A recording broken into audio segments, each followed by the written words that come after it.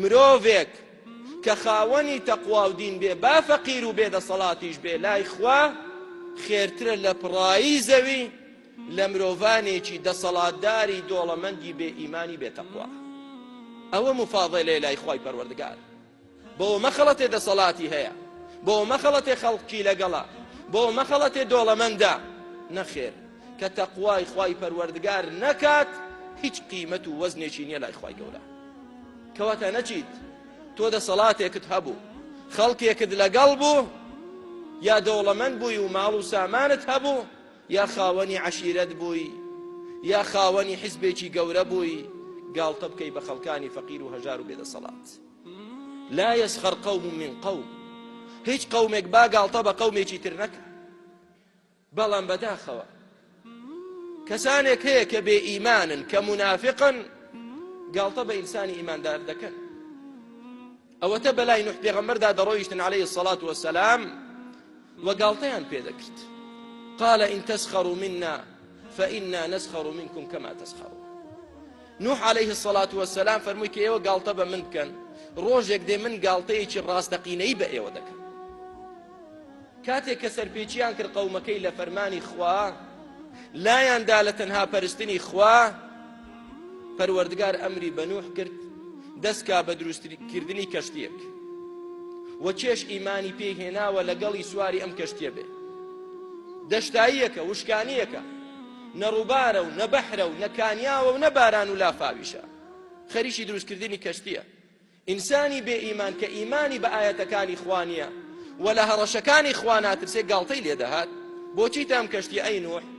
ئەیود ڕۆژێک دێت خوای گەورە تۆڵە لە ئێوە دەستێنێتەوە و ئاسمان و زەوی هەمووی باران و لافاوێک دێ، ئەوەی لە ناو کەشتیەکەدا بێ شوێن نوح پێغەمبەر بکەوێ عەلەیهی السەڵات وەسەلام بەزەوە ڕزگاری دەبێ. گاڵتەیان پێ دەکرد، دەستیان دەکرد بە پێکەنین. إن السفينة لا تجري على اليابس. ئێ باشە کەشتی لەسەر وشکانی ناڕوە، ئەو ئاوە لەکوێ دێنی تۆ؟ ئەی نوح تاوەکو ئێمەی پێ بخنچێنیت. وتی إن تسخروا منا فإنا نسخر منكم كما تسخرون. کە ئەمڕۆ ئێوە گاڵتە بە من بکەن، ڕۆژێک دێ گاڵتەتان پێ دەکەم چۆن ئێوە ئەمڕۆ گاڵتە بە من دەکەن. فعلا ئەو ڕۆژە هات، لافاوەکە هات، لە ئاسمان یەک پارچە بوو بە باران، زەوی یەک پارچە بوو بە کانیا و تەقیەوە، ئاوی ئەرز و ئاسمان لێکی دایە و لافاوێک دروست بوو. لا عاصم اليوم من أمر الله إلا من رحم. هیچ کەسێک ناتوانێت. کوڕەکەی نوح وتی سەئاوی إلى جبل يعصمني من الماء. من دەڕۆمە سەر لوتکەی شاخێک، سەر لوتکەی کێوێک، ئەوە ئاو ناگاتە ئەوێ لە ئاوەکە ڕزگارم دەبێ. فەرمووی لا عاصم اليوم من أمر الله. والله ئەمڕۆ هیچ شتێک لە ئەمری خوا ناتپارێزێ و لەو ئاوە ڕزگارت نابێ. فعلا یەکێک بوو کوڕەکەشی لەوانەی کە غەرق بوو چونکە شوێن باوکی نەکەوت. ئەو جا نوح دەستی کرد بە گاڵتەکردن بەو قەومە کە شوێن پێغەمبەری خوا نەکەوتن عەلەیهی السەڵات وەسەلام. إن الذين أجرموا كانوا من الذين آمنوا يضحكون وإذا مروا بهم يتغامزون وإذا انقلبوا إلى أهلهم انقلبوا فكهين. إنسان مجرم لدنيا دا كاتك بلاي إنسانێکی ئیماندار دا دەڕوا گاڵتەی پێ دەکات. کە دەبینێ پیاوێک ڕیشی هەیە گاڵتەی پێ دەکات. ئەم ڕیشە چییە؟ کە ئافرەتێک دەبینێ خۆی داپۆشیوە و عابای بەسەرەوەیە و یانی قابی کردووە گاڵتەی پێ دەکات، جنێوی پێ دەڵێت، تعلیقی لێ دەدا.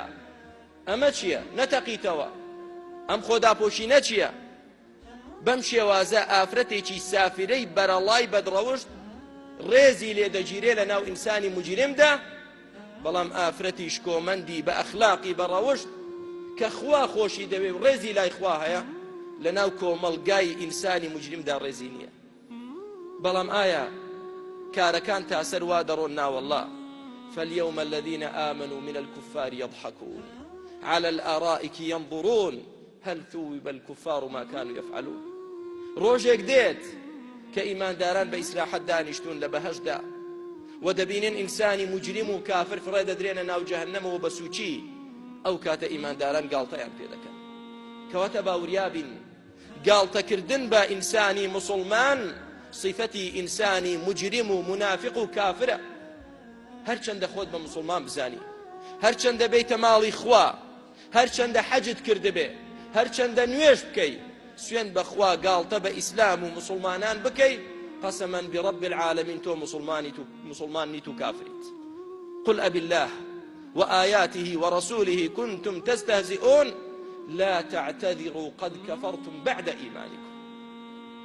لما عركي تبوك دا كومالي كس قالتيان كربا هاولاني بيغمبري خوا عليه الصلاة والسلام كالقل بيغمبري خواش عليه الصلاة والسلام بو غزار ويشتبون بو تبوك بلام چونك قالتيان بهندي لصحابة كرد خواي پرودگار او آياتي دا بزاند فرموي بيان بلي ايوه قالتا بخوا وبآياتكاني وبيغمبركي دكن عزرنا النوا قد كفرتم بعد إيمانكم ايوه كافر بون دواي اوي إيمان دار بون استا كافر هاتن رشمي ولاخي بيغمبري خوان دقر عليه الصلاة والسلام خريق دبو بكون بدواي ولاخي كيوا دبارانوا عزر يان دهناوا اي بيغمبري خوا اما ما بس من قالتا نبوا هر ما بس من برا كردني كادبو كأوقسانا من كرد فرموي لا تعتذروا قد كفرتم بعد إيمانكم عزرنا انوا كافر بون بدل نيايوا بو قالتتان بمسلمان كرد لا وسيلي أعلام راقيان نكاندا لكنالو لجريدة روجنامة كاندا